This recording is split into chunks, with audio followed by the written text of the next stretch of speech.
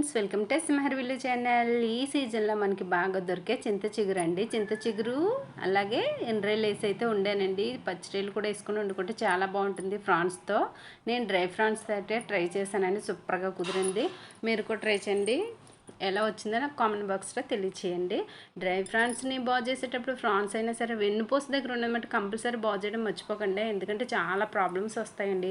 3 onions అయితే తీసుకొని ముక్కలు కట్ చేసుకుని అలా చిన్న పసుపు అదేవిధంగా కొంచెం సాల్ట్ వేసి బాగా మగ్గబెట్టేసాను. డ్రై ఫ్రాన్స్ని వేపేసి పక్కన పెట్టుకొని ఈ ఆనియన్స్లోనే మసాలా ముద్దని కొంచెం ఒక స్పూను అల్లం వెల్లుల్లి పేస్ట్, ఒక 3 పచ్చిమిరపకాయలను అయితే వేసి ఇలా బాగా మగ్గబెడుతున్నానండి. ఇది బాగా అయిన తర్వాత దగ్గరికి మనకి బ్రౌన్ కలర్ వచ్చింది తెలిసిపోతుంది అన్న టైంలో నేను ఒక 2 స్పూన్లు, 2 కదండి 3.5 స్పూన్లు వేసిన. కారం ఎక్కువ కావాలండి, ఎందుకంటే ఇది పులుపు కదండి, మనకి కారం ఉప్పుని కరెక్ట్గా ఇది చెయ్యాలని అనుకుంటే కొంచెం ఎక్కువ పడుతుంది అనమాట.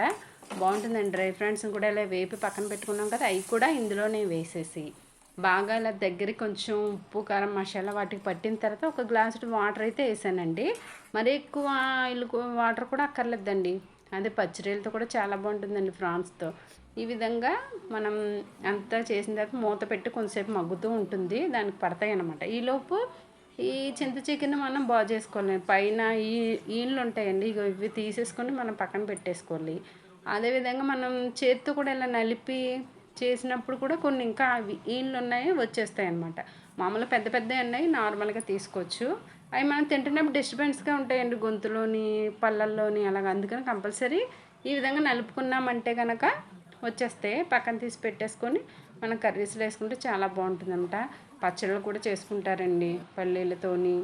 అలాగే ఈ సీజన్లో మాత్రమే దొరుకుతాయి. మ్యాక్సిమమ్ అస్తమానం ఎప్పుడు పడితే అప్పుడు దొరకడం కష్టమే. ఇప్పుడంటే ఇతర దేశాలకు కూడా ట్రాన్స్పోర్ట్ అయిపోతుందండి చింత చికెన్. అందుకు మనకి ఎక్కడ తక్కువ అయిపోతుంది అన్నమాట తినడానికి కొనుక్కోవడానికి.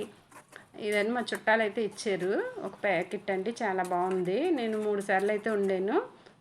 ఫ్రాన్స్లో ఒకసారి, ఇలా డ్రై ఫ్రాన్స్లో ఒకసారి, వేరుశనగ గుళ్ళేసి ఒకసారి వండాను. చూడండి, ఇందులో నేను మూత తీసి దీంట్లో వేసాను చింత చిగురు కూడాను. ఈ ఆయిల్ అంతా ఇలా వదిలేస్తుంది అన్న టైంలో కలుపుకుంటూ ఉంటూ దగ్గరికి అయిన తర్వాత కట్టేసుకోవడమేనండి. ఆయిల్ వదిలేస్తుంది మనకు తెలిసిపోతుంది. అలానే లూజ్గా ఉండకూడదు అనమాట, వాటర్ లాగా అలా అనిపిస్తుంది. అలాగంటే ఇలా చిక్కగా దగ్గరికి ముద్రగా వచ్చింది అనుకోండి, కర్రీ అయిపోయినట్టు అనమాట. లైక్ చేయండి. ఇక చూడండి ఎంత పుల్లగా నోరు ఊరుతుంది కదా. మీరు ట్రై చేసి ఎలా వచ్చిందో నాకు కామెంట్ బాక్స్లో తెలియజేయండి.